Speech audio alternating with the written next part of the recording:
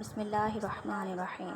اِنَّا أَعْطَيْنَاكَ الْكَوْثَرَ سے حاصل ہونے والی 5 معلومات، مگر پہلے سورہ کوثر کا سادہ مگر مختصر سا تعارف۔ سورہ کوثر کا مقام نزول یعنی نازل ہونے کی جگہ۔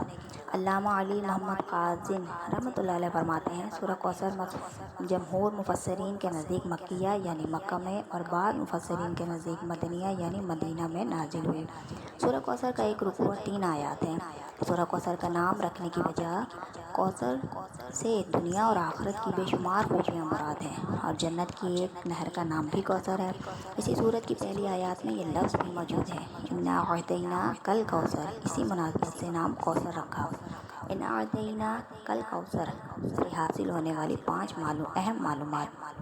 نمبر 1، اللہ تعالیٰ نے حضور صلی اللہ علیہ وآلہ وسلم کو کوثر عطا کر دی، کیونکہ یہاں یہ نہیں فرمایا گیا ہم آپ کو کوثر عطا کریں گے، بلکہ یہ فرمایا کہ بے شک ہم نے آپ کو کوثر عطا کر دی۔ نمبر 2، اللہ تعالیٰ نے حضور صلی اللہ علیہ وسلم پر یہ عطا ان کے نبی اور رسول ہونے کی وجہ سے نہیں، بلکہ آپ صلی اللہ علیہ وآلہ وسلم کی ذات کی وجہ سے کی ہے، جو شان محبوبیت کی صورت ہے، کیونکہ یہاں یہ فرمایا اعطیناک، ہم نے آپ کو عطا فرمائی، یہ نہیں فرمایا کہ اعطینا الرسول یا اعطینا النبی۔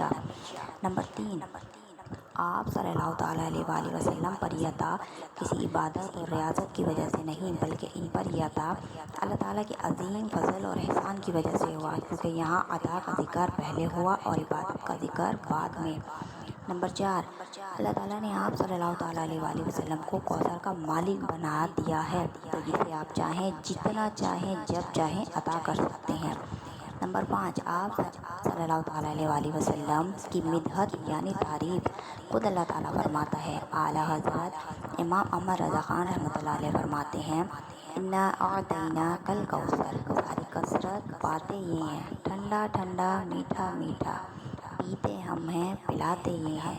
اگلی ویڈیو میں اِنَّ شَانِئَکَ هُوَ الْأَبْتَرُ کا ہم شان نزول بیان کریں گے، تو ساتھ رہیں، چینل کو سبسکرائب کریں، ویڈیو کو لائک کریں اور شیئر کریں، سب کا جاری سمجھ کر، تاکہ آخرت میں بھی ہمارے لیے راہ ہموار ہو۔